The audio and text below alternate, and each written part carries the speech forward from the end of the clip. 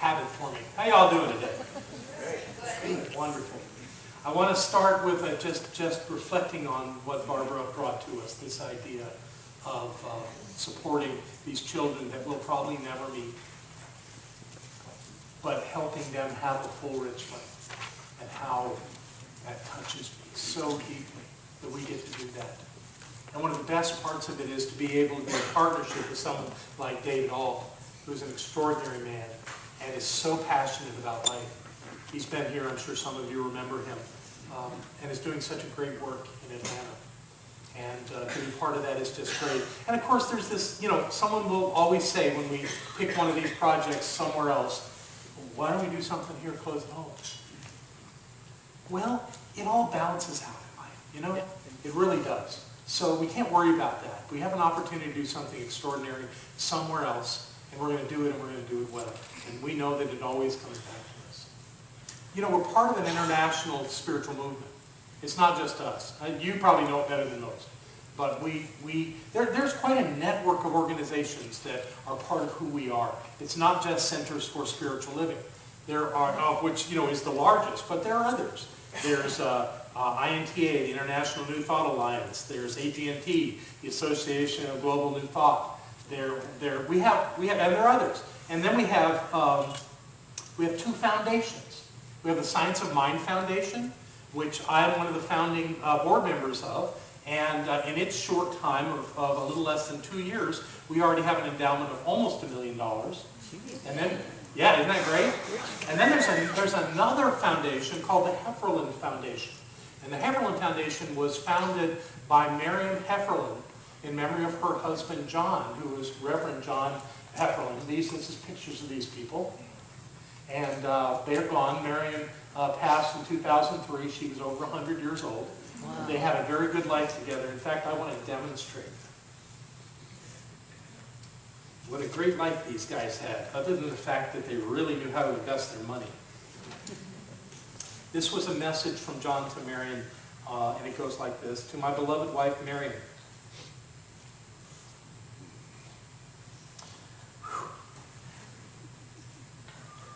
On your 77th birthday, after 43 years of marriage, I love you more than ever. And my love for you is everlasting and eternal. And it is forever and ever binding us together as we are but one. With you I am whole and complete. Your devoted husband, John. I aspire to that. So that's John and Marion. This comes from their website. It's a statement about what the foundation is about.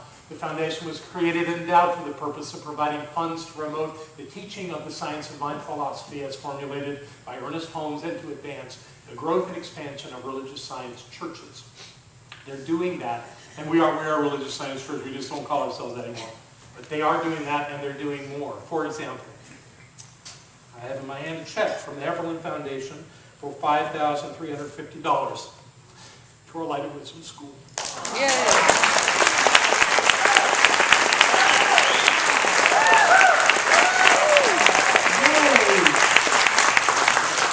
You wonder what the point of all that was, didn't you? So we help the children in this little village in Cambodia, and the Hefferland Foundation supports our kids. That's how it works. That's how life works. When we reach out to others and support them, others support us. It happens again and again and again. And that's why it's so good to be part of a spiritual network and to have other beloveds around the world thinking about us as we are thinking about them. We're doing good work in the world. I was in Denver, Golden, most of last week and had lots of meetings, and Dr. Ken Gordon was there. He's our spiritual leader. He's an amazing man. And I always enjoy my time with him. Sometimes I'm exhausted after we meet, but that's just because he makes me think so hard. It's always good, though. And in one of our meetings, we were talking about what he and I are doing in the world. Actually, he was talking, and I was listening. And he was saying, John and I go out into the world, and we talk about creating a shared vision that we can all have in the world. I'm thinking, I haven't been doing that. I've been talking about principle and being happy and all the things that I get excited about. And I haven't really spent a lot of time talking about this vision that we've created, but we do have a common vision. And I thought, by golly, today I'm going to share with you our common vision. I told him I was going to do that too, so I have to. So here's the deal. As you know, we are a new organization. We've only been around about 10 months now. Now we're part of a spiritual movement that's around 100 years. And we're using the principles that have been around since the beginning of great thinking on the planet. So it's not that we're new, but organizationally we're new. And when you're organizationally new, you have to think about these things. Like, what's our purpose? Why are we here? What are we doing? What's this about? And you recreate it. And some people can get overkill on that and talk about this too much, but it's important at the beginning to talk about it. And of course, we come out of these two organizations, one called International Centers for Spiritual Living and one called United Centers for Spiritual Living. We've set all that down and created Centers for Spiritual Living. That's who we are now. We're more and more not able to tell who came from where, we're more and more not able to tell where the ideas that we use, the way we are organized, where that came from. I still know a lot of it, but I've been in on all that. But most of us really can't tell the difference. And the more that happens, the better off we are. So, we have this thing called a leadership council. I'm actually the one that came up with the name Leadership Council. And this has elected people. We have 3 ministers, 3 practitioners, and 3 lay people that serve on this council. And we also have our 3 directors that are serving in a non-voting capacity on there. And then you have your spiritual leader and president. So that makes up this batch of people. And we took this on as a task. We said, what is our purpose? Why are we doing this? What is the intention of us being together and creating something? What are we doing? So we synthesized it down to 3 clear statements. First, a purpose statement. And it looks like this. Our purpose is to awaken humanity to its spiritual magnificence. This is not a new concept. It was actually something that came from International Centers for Spiritual Living. It came all the way back when they were called Religious Science International.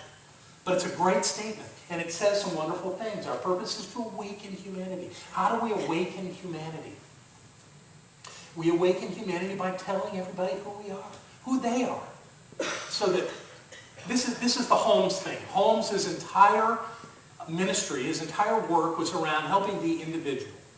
And by helping the individual to understand the power that we each wield, he was ready to change the world. So now we're looking at it not just as the individual, but as all of humanity.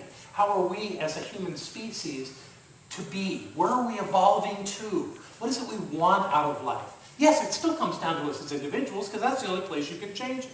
You cannot change it in mass. You can only change it at the point of the individual. But it impacts all of us. And the more we get it, the more the people around us get it. I don't know if you ever take time to watch ministers on television anymore. But there's not a whole lot of fire and brimstone anymore. Most of what you're hearing these days is, you can have a better life. And yes, there's still talk of duality, there's still the idea of the enemy and sin, those things are still around. But it's moving in this direction. That there's something magnificent about being a human being on planet Earth that is connected to the infinite. And it's not that we're looking at it from a secular place. It's not a humanist position to say that this is the truth. It's a spiritual magnificence. We are spiritual beings. We are creating life on planet Earth by the things that we are learning in our teaching. But we are human beings. In human bodies, we are experiencing life from that human perspective. But we are spiritual beings. That's the truth of who we are. And we want everybody in the world to know that. Wouldn't that be wonderful if everybody knew that? Wow, it would be different. So that's our purpose. That's why we get up in the morning and do this. It's because we think the whole world's in on this, not just the folks that show up on Sunday morning. And I think I've shared this. I don't know if I've shared this, but you're going to hear this a bunch. I joined this movement from way back in the 80s with Barbara. I immediately knew there were 2 organizations. I always thought there should be one. And as soon as I saw an opening for that, I pushed hard. Other people pushed hard too, but I was really pushing hard to make this happen. I got told no a lot. But then something happened and it cracked open and we did it. We actually did it. And I thought that was my big thing. I'm finding something else. Oh no, not something else. I didn't know I was going to talk about this. So, we have this great movement of centers and of teaching chapters and of ministries, what do we call them, the focus ministries, where a minister works a kind of in another realm, not in a church setting. So we've got these three things, and then we've got this little thing called a study group over on the side. They're not members of they can't vote, they're not members, they're just out there doing that. And this is great, but what we've created is a way to not grow very fast. It takes years for people to get through ministerial school. It's a lot of work. It's a lot of money. It takes a few years for someone to even be a practitioner, but the way we mostly set it up is the practitioners need to work within a center. That's not going to grow us. You know, we got this line that we've been saying for years, touch and transform 100 million lives. Not at this rate. We've got to do something different. So I've been called to work on something new. To get rid of this idea of a study group. That's a boring name. How many of y'all want to study?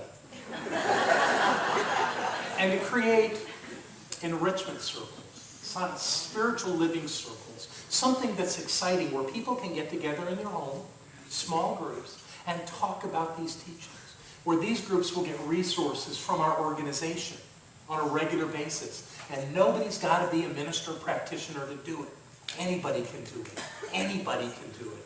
How's that going to work? Well, my target audience is the 70,000 people that get Science of Mind magazine every month. You think some of them, if 1% of that group of people wants to start a study group in their home, we'll have 700 study groups in a year. Or they won't be called study groups, right? Yay! Something new and different, right? Now we're talking about awakening humanity. Now we're talking about multiple thousands of people. So much so that I did the math. And what my commitment is that if I get reelected a year from February into this job, I've got 5 years. And if I'm doing this job another 5 years, we're going to go from having about 70,000 people calling themselves part of this movement on the inside to 1 million. That's my commitment. We're going to touch the world with this. If we're going to awaken humanity, it's not going to happen the old way. It's going to have to happen a new way. So that's my new way. Thank you for letting me share that with you. You're going to hear it again. After we got our purpose figured out, we moved to our vision. And our vision is a world that works for everyone. Now, the concept of a world that works for everyone can be interpreted lots of ways. The most so it needs some interpretation from us to let you know how we see that. I'm not sure we in leadership all see this the same anyway. But at this moment, the way I see this, a world that works for everyone, is, first of all, it already works. The Spirit works, the law works, the thing that we teach, that when we think a thought and are clear about that thought, it manifests into life. That works. So if it's working, it's working. However, what's missing is that most people on the planet don't know that's how it works. So our job is to make people aware of how it works, so that it works for them. Because most people, and I'm not talking about in Cambodia, I'm talking about right here in this town. Most people in this town still think that life is happening to them. It's not. It's happening through them and as them. That's the truth that we teach the world. Is that we have the ability to create our experience by how we see our life, by who we believe we are. And by doing that, then we create a world where it's working for everybody and they know it. That's changing something. That's what our vision is. A world that works for everybody because everybody knows how it works. Clever idea, huh? Okay, that's our vision. And then our final idea here is our mission. Our mission is to provide spiritual tools for personal and transformational growth. And that brings in this idea, again, of personal and transformational, meaning transformation of humanity into something greater. We're already evolving. You can't stop the evolution of man. But we're finding our place in that mix of touching and transforming lives. We are finding our place. You know, and there are those big names that you hear, you know, the Wayne Dyers and the Deepak Chopras and Marianne Williamsons. And God bless them for being those that stand up in a big way and make a real splash. That's wonderful. Good for them. But the real work is down in the trenches. It's talking to your neighbor or your workmate, or touching a life in a way that is helpful when somebody's struggling, when somebody's trying to find their way. That's our work. We are not out trying to make people students of the science of mind. If they want to come here, that's wonderful. If they don't, that's wonderful. There are many paths, and all faiths are valid in one or another. But there are things among us that we share. We share a sense that there's something greater to know and to do in life. And so that is what we do together.